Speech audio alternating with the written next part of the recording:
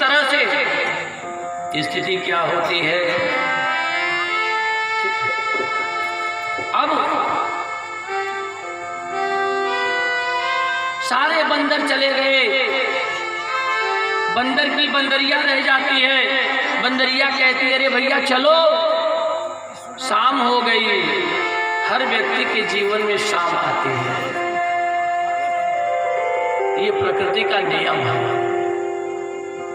शाम हो गई, चलो घर चलते हैं। बंदर कहता है कैसे चले, हमको सुराही तो पकड़े।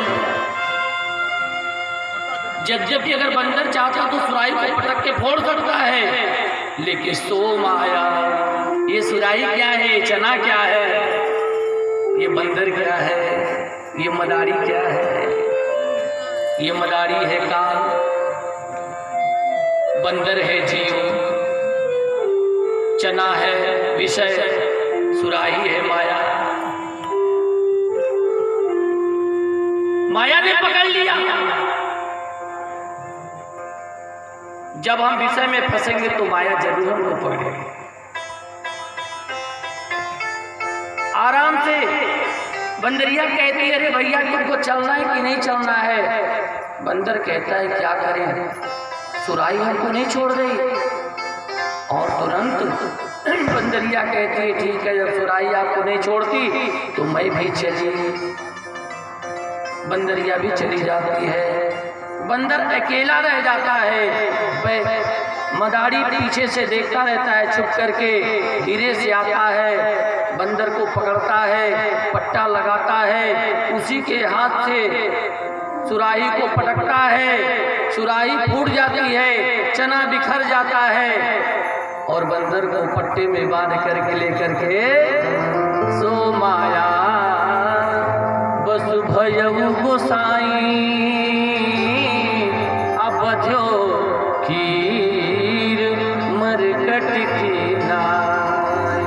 क्योंकि ये जीव जब ऊपर से जैसे जल आसमान से जो जल बरसता है ना, उसकी क्या स्थिति है, एकदम स्वच्छ है। उसके लिए एक्वागार्ड लगाने की कोई जरूरत नहीं है, कोई मशीन की जरूरत नहीं है, वो एकदम स्वच्छ पवित्र जल आ रहा है। लेकिन भोग लगाने वाला भूमि परा जिमी ढाबर पानी तिमे माया जी वही लपटा। तिमे माया जी वही लपटा, तिमे माया जी वही लपटा। इसलिए भगवान से प्रार्थना हो, हे ठाकुर हमको इस धराधाम पे आपने भेजा है, लेकिन हमसे कुछ ऐसे कर्म बन जाए कि जैसे कुछ, जब तक कोई कर्म से व्यक्ति च्युत नहीं होता तब तक इस धराधाम पे आना नहीं। ये मृत लोक है। बैकुंठ का वासी मृतलोक में आए, कोई न कोई कर्म से कहीं न कहीं चूक होती है, तभी वह व्यक्ति आता है, अन्यथा नहीं आता। स्थिति क्या है, इसीलिए बताया गया कि भगवान को हम याद करें कथा के माध्यम से, मंत्र के माध्यम से, संत के माध्यम से, विद्वान के माध्यम से, ग्रंथ के माध्यम से, भगवान की लीला के माध्यम से, नाम रूप लीला और धाम, ये चार के माध्यम से उसी में ये सारे लोग आ गए। संत भी आपको कोई न कोई मंत्र बताएंगे, किसी न किसी ग्रंथ पढ़ने को बताएंगे, भगवान की मंगलमय कथा का श्रवण करना सिखाएंगे। यही करेंगे, यही सभी लोग करते हैं। इसलिए इसीलिए कहा गया कि प्रथम भगत संतन कर सकता, प्रथम भक्ति क्या है? संत का संग हो जाए।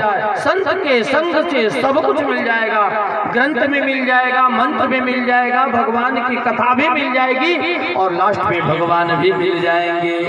इसलिए प्रथम भक्ति संतन कर संगा। संत का संग करो, सत्संग करो। सत्संग से आपका जीवन सामर्थ्यवान भी हो जाएगा और उस पर ब्रह्मपिता परमेश्वर के चरण में भी चले जाएंगे। इसमें तनिक भी संदेह नहीं और इसमें कोई कंडीशन नहीं है। नौदा भक्ति में सारे कंडीशन हैं, 8 कंडीशन है 8 भक्ति में, लेकिन संत में कोई कंडीशन नहीं। प्रथम भगत संतन कर संगा, बस संग हो जाए। इसीलिए तो जब द्रवहि दीन दयाल राघो साधु संगत पाई। जब द्रवहि दीन दयाल राघो साधु संगत पाई।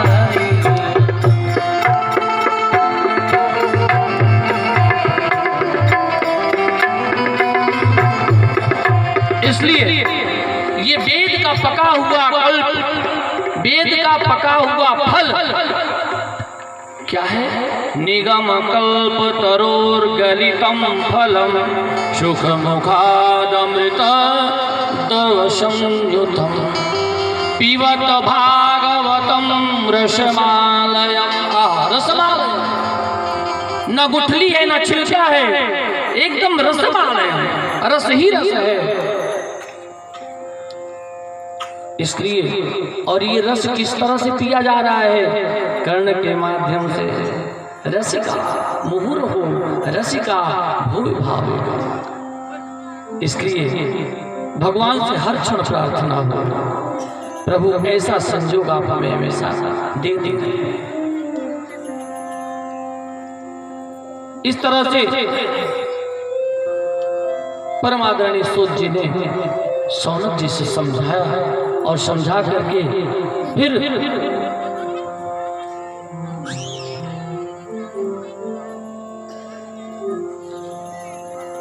सौनक जी ने पूछा, सूत जी आप ये बताएं कि जब आपने हमको इतनी कथा श्रवण करा दिया तो ये मनुष्य जीवन का श्रेय क्या है? यहीं से कथा प्रारंभ होती है। प्रथम स्कंद से कथा प्रारंभ होती है कि किम श्रेय शास्त्र सार स्वावतारो प्रयोजन किम कर्म केवतारश्च धर्मं कम शरणं गतः।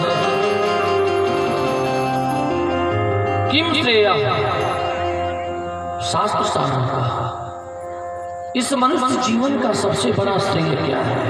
पहला प्रश्न, यहाँ पे खट प्रश्न है, 7 8 6 प्रश्न है। शास्त्र का सारभूत क्या है? दूसरा, तीसरा, भगवान किस लिए अवतार लेते हैं? स्वावतारो प्रयोजन, अवतार का प्रयोजन क्या है? चौथा, किम कर्म केवतारश्च, और अवतार लेकर के क्या करते हैं? और उसके बाद धर्म किसकी शरण में है?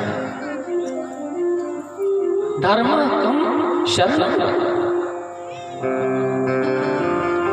इस तरह से सूत जी ने जब शौनक ऋषि के द्वारा ये प्रश्न सुने तो इतना आनंदित हुए जो कहने लगे कि हे शौनक, अब जो मैं कथा आपको कहने जा रहा हूं वो आप सावधान होकर के सुने। सावधान। द्वापर के अंत में जब व्यास जी महाराज प्रकट होकर के इसकी रचना की, यह कथा कल्पवृक्ष के समान है, मनुष्यों के सभी मनोरथ पूर्ण करने वाली है। इसमें 12 स्कंद, 335 अध्याय और 18,000 श्लोक हैं एवं सुखदेव जी और राजा परीक्षित का संवाद है। इसी को श्रीमद् भागवत कहते हैं। इस कथा इस कथा को निर्विघ्न समाप्ति हो